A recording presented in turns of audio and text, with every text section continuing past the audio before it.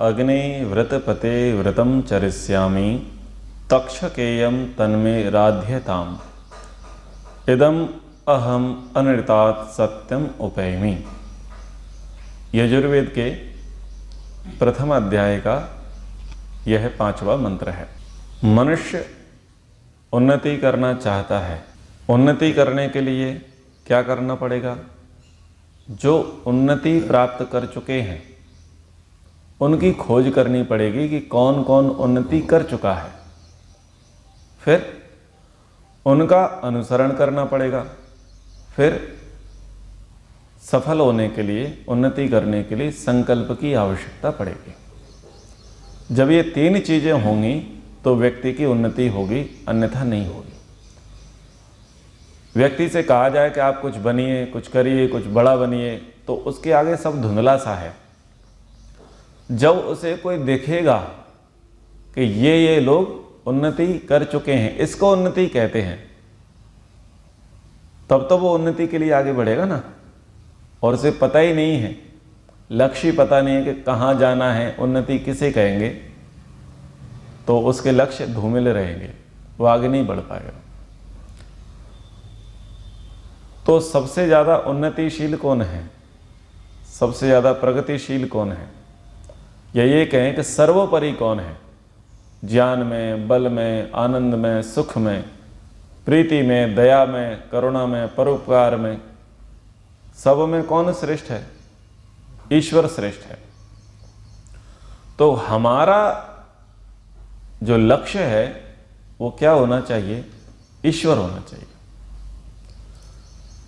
ईश्वर के अनंत गुण हैं, अनंत कर्म हैं, अनंत स्वभाव हैं। यदि ईश्वर के अनंत गुण कर्म स्वभाव न होते तो लोगों के लक्ष्य अनंत न होते। सब लोगों की बुद्धि ओछी रहती, छोटी रहती। इसका प्रमाण क्या मिलेगा? कि जो सांप्रदायिक ईश्वर है वो सांप्रदायिक ईश्वर अनंत नहीं है, उसकी लिमिटेशन है, वो सीमित है। वो कुछ तथाकथित ही कार्यों को करने में समर्थ है। तो उसके जो अनुयायी हैं उनकी बुद्धि भी संकीर्ण है, संकुचित है, अथवा वो तथाकथित ही मार्गों पर चल पाती है, उससे इतर मार्ग को वो सोच नहीं पाती है। और यदि उसे कहा जाए कि आप उससे इतर भिन्न मार्ग पर चलने का प्रयास करें तो उनको लगता है कि ये ईश अवज्ञा है विचित्र बात। तो सनातन में, वैदिक धर्म में परमात्मा अनंत गुणों वाला, अनंत कर्मों वाला, अनंत स्वभावों वाला है। और जीवात्माओं के कर्म अनंत हैं, जीवात्माएं अनंत हैं, और जीवात्माओं के संस्कार अनंत हैं। आप अपने कर्मों के अनुसार, शिक्षा के अनुसार, संस्कारों के अनुसार परमात्मा के जिस श्रेष्ठ गुण का वर्णन करना चाहते हैं, जो गुण आपको अत्यंत प्रभावित करता है और जिसकी आपको न्यूनता समझ में आती है अपने जीवन में, आप चाहते हैं कि मैं इस क्षेत्र में आगे बढ़ूं, तो फिर परमात्मा को साक्षी मान करके, परमात्मा को प्राथमिकता देते हुए, परमात्मा को लक्ष्य बनाते हुए उसके गुणों को प्राप्त करने के लिए क्या करना पड़ेगा? पुरुषार्थ करना पड़ेगा। इसलिए यहां पर कहा कि ओम अग्ने व्रतपते व्रतम चरस्यामि तक्षकेयम तन्मे राध्यताम। प्रार्थना की जाती है कि हे अग्नि, ईश्वर अग्नि है, सबका अग्रणी है, सबको आगे लेकर के जाने वाला है। यदि व्यक्ति ईश्वर की उपासना करेगा, ईश्वर की प्रार्थना करेगा, ईश्वर की स्तुति करेगा, तो वो कभी भी पीछे नहीं रहेगा। लोग ऐसा मानते हैं कि परमात्मा की भक्ति करना यानी समाज से बहुत पीछे जाकर के खड़े रह जाना। इसलिए वो परमात्मा को प्राथमिकता ना देते हुए संसार को प्राथमिकता देते हैं। और भक्ति को क्या मानते हैं कि जब हम सब प्रकार की उन्नति कर लेंगे, यानी सब प्रकार के भोगों को भोग लेंगे, तो आखिरी में जब हमारे भोगों का भोगने का सामर्थ्य नहीं बचेगा और भोगों की इतिश्री हो जाएगी, तब आखिरी में जाकर के क्या करेंगे? भक्ति कर लेंगे। यानी अब कुछ नहीं कर सकते तो क्या कर रहे हैं? भक्ति। यानी भक्ति करना कैसा हो गया? ओछा कर्म, छोटा कर्म, मजबूरी वाला कर्म, ऐसा मान्यता समाज में लोगों के भीतर है। इसीलिए तो वो कब भक्ति कर रहे हैं? बुढ़ापे में। और जवानी थी तब क्या कर रहे थे? तब वो जोश में थे। और जब जोश ठंडा पड़ गया, होश में आए, तो बोले अब हमारी तो कोई सुनता नहीं है, तो चलो हम भगवान की सुन लेते हैं। अब हमसे कुछ विशेष तो करा जाता नहीं है, चलो माला ही जप ले। तो यहां स्थिति आ जाती है। तो प्रार्थना करी गई कि हे अग्नि व्रतपते, हे अग्नि, हे सबके अग्रणी, हे सबके पुरोधा, हे सबके पुरोहित, हे सबके परमात्मा, आप सभी धर्मों के पालक हैं। जितने भी धर्म हैं, यहां धर्म का अर्थ कर्तव्य है। गृहस्थी का, ब्रह्मचारी का, वानप्रस्थी का, सन्यासी का, पिता का, पुत्र का, पति का, पत्नी का, गुरु का, शिष्य का, राजा का, प्रजा का, ठीक है ना? इन सब के धर्म है ना, यानी कर्तव्य। तो इन सब के कर्तव्यों का पालन कराने वाला कौन है? परमात्मा। इसलिए कहा संबोधन में कि हे सब धर्मों के पालक परमेश्वर। क्योंकि जो जो व्यक्ति जिस जिस धर्म पर आरूढ़ है, जब उसे लगता है कि मैं अपने धर्म को ठीक से नहीं निभा पा रहा, तब वो परमात्मा से प्रार्थना करता है कि हे प्रभु मुझे पार लगा, मेरी नैया पार लगा। यानी पिता है वो भी प्रार्थना कर रहा है, पुत्र है वह भी प्रार्थना कर रहा है, पति है वह भी प्रार्थना कर रहा है, पत्नी है वह भी प्रार्थना कर रही है, और प्रजा है, राजा है, वो भी प्रार्थना कर रहे हैं। सब अपने अपने धर्मों में स्थित अपने धर्मों की सिद्धि के लिए परमात्मा से प्रार्थना करते हैं। क्या प्रार्थना करते हैं? कि हे प्रभु अनृतात सत्यम, मैं झूठ से बचना चाहता हूं, असत्य से बचना चाहता हूं, ओछेपन से बचना चाहता हूं, थोतेपन से बचना चाहता हूं, क्षण भंगुरता से बचना चाहता हूं। इससे मैं बचना चाहता हूं। क्या चाहता हूं? मैं सत्यम चाहता हूं, सत्यम उपैमी, सत्यम चाहता हूं। क्या सत्य है? वेद विद्या सत्य है, श्रेष्ठ विचार सत्य है, निर्विभ्रांत सिद्धांत सत्य है। उन सत्यों को मैं ग्रहण करना चाहता हूं। क्यों? क्योंकि मेरे पास उसकी कमी है। मैं जीवन में उन्नति करना चाहता हूं, प्रगति करना चाहता हूं। तो मैं क्या प्रगति करना चाहता हूं?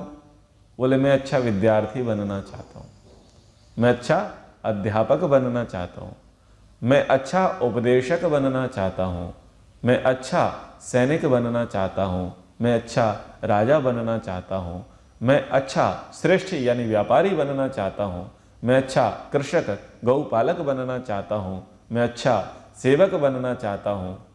ठीक है ना? वो बनना चाहता है, उसका वो क्या है? एम है, लक्ष्य है। तो बनने के लिए क्या करना पड़ेगा? बनने के लिए व्रतों को धारण करना। अव्रति अमानुषः। यदि जीवन में व्रत नहीं होंगे, नियम नहीं होंगे, संकल्प नहीं होंगे, तो हम आगे नहीं बढ़ सकते। और अव्रति को क्या कह दिया गया है? अमानुषः, मनुष्य नहीं है, जिसके जीवन में कोई संकल्प नहीं है। इसलिए मनुष्य को संकल्प अवश्य धारण करने चाहिए। तो कहा कि हे प्रभु मैं व्रतम को यानी व्रतों को धारण करना चाहता हूं। क्या व्रत है? सार्वभौमिक महाव्रत क्या कहे गए हैं योग दर्शन में? यम नियमों को धारण करना, यम नियमों का पालन करना, अनुष्ठान करना, सार्वभौमिक महाव्रतम। यम अहिंसा, सत्य, अस्तेय, ब्रह्मचर्य, अपरिग्रह, शौच, संतोष, तप, स्वाध्याय, ईश्वर प्रणिधान। ये यम और नियम है। इन नियमों को, इन व्रतों को धारण करना सभी के लिए कंपलसरी है। यदि आप प्रोग्रेस करना चाहते हैं, उन्नति करना चाहते हैं, आगे बढ़ना चाहते हैं, एवरेज की जिंदगी नहीं जीना चाहते हैं, तो इनमें से किसी न किसी व्रत को आपको धारण करना ही पड़ेगा। और धारण करना ही धर्म है।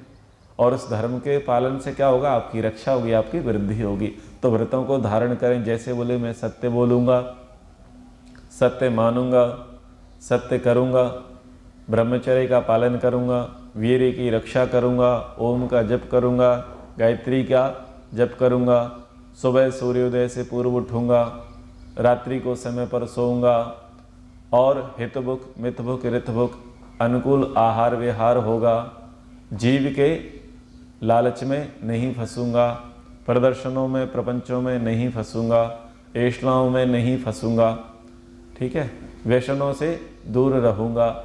उसे अपना व्रत निश्चित करना पड़ेगा। यदि उसे कुछ प्राप्त करना है, कुछ आगे बढ़ना है, तो उसे कुछ व्रत रखने पड़ेंगे। और वो व्रत भी कब रखे जाएंगे, जब वो आत्मनिरीक्षण कर पाएगा। यदि वो ये मानेगा कि मैं तो पूर्ण हूं, मैं अपने में संतुष्ट हूं, मेरी तो कृतकृत्यता हो गई है, मुझे कुछ विशेष करने की आवश्यकता नहीं है, और जो भी मुझे मेरे सामने आएगा मुंह की खा करके जाएगा। क्यों? मैं वाक्पटु हूं, मैं चतुर हूं, वाणी का मेरे पास माधुर्य है, मैं चपल हूं, और मैं क्या करूंगा, अपने विरोधियों को परास्त कर दूंगा, ऐसा मान लेगा। तो उसके सामने कोई व्यक्ति बोलने का सामर्थ्य नहीं करेगा। वो सोचेगा मैं धन में बड़ा हूं, मैं पद में बड़ा हूं, मैं आयु में बड़ा हूं, मैं बल में बड़ा हूं, भगवान का दिया सब कुछ हमारे पास है, मतलब अब हमें कुछ करना नहीं है। तो ऐसे में व्यक्ति की क्या होगी, उन्नति रुक जाएगी। यदि वो ठहर गया तो उसमें सड़ांध आना आरंभ हो जाएगी। समझ में आ रहा है? यदि आप ठहर गए कहीं पर भी, तो आपके अंदर विकार, सड़ांध, दुर्गंध, विकृति आरंभ हो जाएगी। एवरेज की जिंदगी जीना अच्छी नहीं है। हमेशा हमें नित्य नया करते रहने की योजना बनानी चाहिए, संकल्प लेना चाहिए। हमारी परंपरा कौन सी है? चरे वैती चरे रहती। आपको नित्य नित्य चलते रहना चाहिए। तो जब हम स्वयं का अवलोकन करेंगे और पता चलेगा कि हम कहां हैं, और फिर अन्यों को देखेंगे कि वो कहां हैं, तब कुछ मन में चुभेगा और लगेगा कि नहीं, इतने में कृतकृत्यता तो नहीं हो सकती है, मुझे अब आगे बढ़ना पड़ेगा। तब वो आगे बढ़ने के लिए प्रयास करेगा। जब वो आगे बढ़ने के लिए प्रयास करेगा तो कुछ ना कुछ बेड़ियां उसको जकड़े हुए होंगी, क्योंकि वो पहले कहीं ठहर गया था।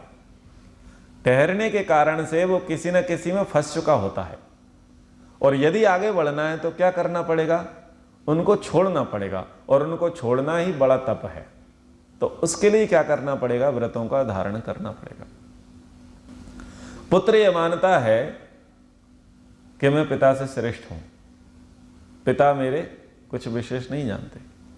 शिष्य मानता है कि मैं गुरु से श्रेष्ठ हूं, जितना गुरुजी को आता था उतना मुझे आ गया, और अब मैं गुरुजी से कुछ ज्यादा ही जानने लग गया हूं। मेरे गुण, मेरे कर्म, मेरे स्वभाव, मेरे विचार, मेरे व्यवहार उनकी अपेक्षा उत्तम है।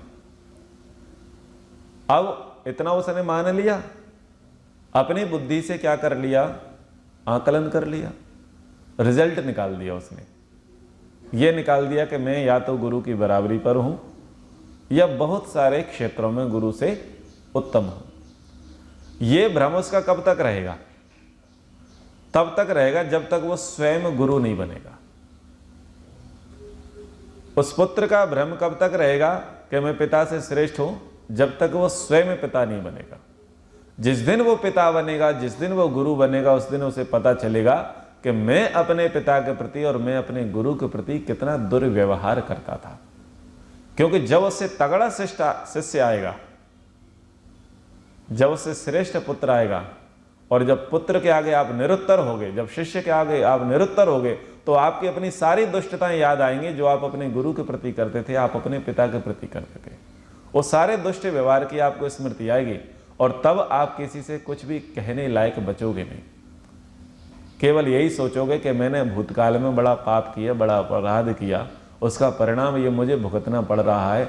मैं अपने बड़ों का मुंह बंद कराता था, आज मेरे छोटे मेरा मुंह बंद करा रहे हैं। तब फिर वो कहां बढ़ेगा? फिर वो व्रतों के लिए बढ़ेगा, फिर वो आगे बढ़ने के लिए प्रयास करेगा। तो बढ़ते रहना है। पानी जम गया तो गंदा हो जाएगा, पानी ठहर गया तो गंदा हो जाएगा, और पानी बहता रहा तो साफ रहेगा, शुद्ध रहेगा। आप तालाब का पानी पीने में हिचकिचाएंगे, लेकिन नदी का पानी पीने में आप हिचकिचाएंगे नहीं, झरने का पानी पीने में आप हिचकिचाएंगे नहीं। तो कहा कि मैं व्रतों को धारण करूंगा, नियम से ग्रहण करने, जानने एवं प्राप्ति की इच्छा करता हूं। किनको? व्रतों को धारण करने की, जानने की, प्राप्ति की मैं इच्छा करता हूं कि हे प्रभु, मैं उस सत्य व्रत को राध्यता अच्छी प्रकार से सिद्ध कर सकूं, तो आप कृपया करके मेरी इसमें सहायता कीजिए कि उस प्रकार की मुझे सिद्धि हो सके। मैं उस सत्य व्रत के नियमों को अनुष्ठान करने में शकेयम, समर्थ हो। तो अब प्रार्थना करनी पड़ेगी। जब शुरू में बल होता है तो सुनता नहीं है, ज्ञान का, बुद्धि का, तर्क का, ऊहा का और स्ट्रॉन्ग कनेक्शन, पैसे का, प्रतिष्ठा का जब बल होता है तब वो किसी की सुनता नहीं है। वो ये सोचता है कि मैं स्वयंभू हूं, सारी चीजें कर लूंगा। लेकिन जब वो सब जगह से परास्त हो जाता है, मुखी उसे खानी पड़ती हैं, जब उसके सारे कनेक्शन टूट जाते हैं, तो फिर क्या करता है? वो हाथ जोड़ता है। अच्छा, एक व्यवहार बताऊं, कोई बीमार हो जाए या आपको कोई कार्य कराना हो, अथवा आप भयंकर रूप से फंस जाओ, तो आप क्या करोगे? परमात्मा को याद करोगे या कनेक्शन को? व्यक्ति कनेक्शन को देखता है। पिता अपने पुत्र को फोन लगाएगा, भाई अपने भाई को फोन लगाएगा, मित्र मित्र को फोन लगाएगा, किसी अधीनस्थ, अभिष्ट, प्रिय और श्रेष्ठ को वो चुनेगा, उसको फोन करेगा, उसे के सामने अपनी अर्जी रखेगा कि मुझे ऐसी ऐसी समस्या आने पड़ी है, धन की, अर्थ की, मान की, प्रतिष्ठा की, यश की, आदि आदि जो भी है। और वो लोग क्या करेंगे? एक समय आएगा जब हाथ खड़े कर देंगे, फिर वो और किसी के पास जाएगा, तब भी नहीं होगा। वो अपना तन समर्पित करना चाहेगा, धन समर्पित करना चाहेगा, बुद्धि समर्पित करना चाहेगा, सब कुछ समर्पण कर देने के बाद भी उसे मुंह की खानी पड़ेगी, उसकी कोई भी सहायता किंचित मात्र भी नहीं करेगा। अब उसके पास कोई रास्ता बचता नहीं है, तो हार मान करके उसको मन समर्पित करना होता है और आंख बंद करके बोलता है कि भगवान अब तू बचा। यानी भगवान को कब माना? आखिरी में। प्राथमिकता किसको दी? पुत्र पुत्री, पति पत्नी, पद पैसा, प्रतिष्ठा, नाते, रिश्तेदार, यार, उनको प्राथमिकता दी गई। जब इन्होंने हाथ खड़े कर दिए तब परमात्मा याद आया। अच्छा, इसका दूसरा अर्थ यही निकाल सकते हैं कि वो क्या था? तुरुपकैक का था, वो ब्रह्मास्त्र था जो अंत में चलाया गया। इसका दूसरा अर्थ निकाला जा सकता है, परंतु ऐसा होता नहीं है। यदि ईश्वर भक्त होगा, धार्मिक व्यक्ति होगा, तो ईश्वर को आखिरी में याद नहीं करेगा, ईश्वर को पहले याद करेगा। लेकिन समाज में ऐसा देखा जाता है। तो फिर वो कहता है कि भाई मैं चाहता हूं कि अब मैं समर्थ हो जाऊं, मैं कुछ करना चाहता हूं, मैं कुछ आगे बढ़ना चाहता हूं, तो मैं समर्थ तब ही हो सकता हूं जब आपका वरद हस्त हो, आपकी कृपा मेरे पर हो, तब ही जाकर के मैं समर्थ हो सकूंगा। तो यहाँ पर प्रार्थना करी गई कि प्रभु मैं आपसे प्रार्थना करता हूँ कि ये जो व्रत हैं इनको मैं निष्ठापूर्वक पालन कर सकूं, इनके पालन करने में मैं समर्थ हो सकूं, और इदम चरिष्यामि, इसी सत्यव्रत का आचरण में करता रहूं, जिससे मुझे तत्फल की प्राप्ति हो सके। भाव में कहा गया कि हे अपने नियम में सदा दृढ़ रहने वाले परमेश्वर, मैं आपकी प्राप्ति के लिए आवश्यक नियमों का पालन करना चाहता हूं, वह पूरा कर सकूं, उसके लिए मुझे सामर्थ्य प्रदान कीजिए।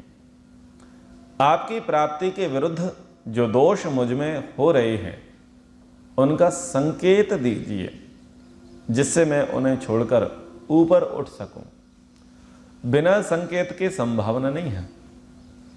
जब तक व्यक्ति ये नहीं देखेगा कि मेरे अंदर कोई दोष है और उन दोषों का दर्शन कराने वाला, उन दोषों का संकेत करने वाला कोई न हो, तो उसका ध्यान उस पर जाएगा नहीं। और जब ध्यान जाए तो व्यक्ति को कृतज्ञता व्यक्त करनी चाहिए या हट रखना चाहिए? व्यक्ति को कृतज्ञता व्यक्त करनी चाहिए। पर प्रायः व्यक्ति हट करता है, अपने आप को बुद्धि से बड़ा मानता है, पद से बड़ा मानता है, योग्यता आयु से बड़ा मानता है। इसके कारण से वो क्या है, सुनना नहीं चाहता, हट करता है। और वो ये कहता है कि तुम चुप रहो, तुमने 4 सावन देखे हैं, हमने 400 देखे हैं। अपने तरीके से उसका मुंह बंद कराने का प्रयास करेगा। इसका अर्थ ये है कि अब उसमें बिगाड़ आरंभ हो चुका है, वो ठहर चुका है। इसलिए उसको संकेत मानो, उसे प्रभु कृपा मानो कि कोई व्यक्ति आपको कह रहा है कि आप गलत हो, यहां पर आप ठीक नहीं हो। तो इसको एक प्रकार से प्रभु प्रसाद मान करके चलो कि चलो कोई तो व्यक्ति ऐसा आया, मेरा बराबरी का, मेरा छोटा, मेरा बड़ा, मेरा परिचित, मेरा अपरिचित, जो ये कह रहा है कि आप गलत हो, तो चलो हम चेक कर लेते हैं।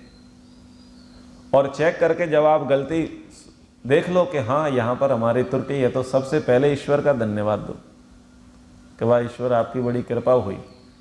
अब आप ईश्वर से प्रार्थना करते हो कि ईश्वर संकेत देवे। अब ईश्वर का तुम्हारे सपनों में आएगा? सपने में थोड़ी आएगा। उसकी प्रेरणाएं अनंत है, उसकी प्रेरणाएं अनंत है। आप नहीं जान सकते कि वो कैसे आपका मार्गदर्शन करेगा, पथ प्रदर्शन करेगा, नहीं जानता। इसलिए जब भी आपके साथ कुछ भी अच्छा हो, ईश्वर प्रणिधान तो यही है कि हम उसके लिए श्रेय दे दें परमात्मा को। और यदि कुछ भी गड़बड़ घोटाला हो जाए, बिगड़ जाए, तब भी परमात्मा को ही श्रेय दें। इसमें भी क्यों कि हो सकता है कुछ सुधार हो, कुछ अच्छा हो। व्यक्ति सुख आता है तो भगवान को धन्यवाद दे देता है, और दुख आया तो तूने क्या किया। जबकि व्यक्ति ये नहीं सोचता कि तेरे लिए एक बहुत बड़े सुख का खजाना परमात्मा ने छुपा के रखा है, लेकिन अभी तेरी परीक्षा बाकी है कि तू उसकी वैल्यू समझ पाएगा या नहीं समझ पाएगा। इसलिए तेरे लिए दुख आ गए हैं। इन दुखों को थोड़ा सह, थोड़ा पार कर, थोड़ा पुरुषार्थ कर, थोड़ा सहन कर। देख तेरे लिए आगे बहुत अच्छी चीज़ें रखी होंगी। अगर ये व्यक्ति भाव रखे तो उसे दुख होगा नहीं, क्योंकि ना तो दुख स्थायी है ना सुख स्थायी है, रहने वाला कुछ नहीं है। लेकिन अगर वो ऐसा मान लेगा कि मेरे लिए कुछ अच्छा होगा, इस दुख के पीछे कुछ न कुछ सुख होगा, तो उसके अंदर जिजीविषा जागृत हो जाएगी। वो कर्मठ हो उठेगा। वो दुख से पीड़ित नहीं होगा, दुख से टूटेगा नहीं। वो दुख को क्या मानेगा? अपॉर्चुनिटी मानेगा कि चलो कोई बात नहीं, सुख बहुत देख लिया, थोड़ा दुख का भी आनंद लिया जाए और अपने आप को थोड़ा तरासा जाए, थोड़ा मांझा जाए, थोड़ा परिष्कृत किया जाए, थोड़ा परिमार्जित किया जाए, और परमात्मा ने मेरे लिए कुछ सुख बचा के रखा होगा, वो मिलेगा मुझे, तब तक मैं इस टास्क को कंप्लीट कर लूँ। तो ऐसा भाव जब ईश्वर भक्ति का रहता है, ईश्वर के प्रति ऐसा समर्पण रहता है, तो वो दुख भी कब चले जाएंगे उसका भी पता नहीं चलता। तो बुद्धि को थोड़ा हमें बड़ा बनाना होता है, फ्लेक्सिबल बनाना होता है, ईश्वर भक्त बनाना होता है। तो बहुत सारी चीज़ें हमारी चुटकी बजाते से सॉल्व हो जाती हैं, छाती पीटने की आवश्यकता नहीं पड़ेगी। तो हम सभी आगे बढ़ें, प्रोग्रेस करें, उत्तम व्रतों को धारण करें, परमात्मा को साक्षी मान करके करें, परमात्मा को अग्रणी मान करके करें और उन्नति को प्राप्त करें। कक्षा को यहाँ पर विराम।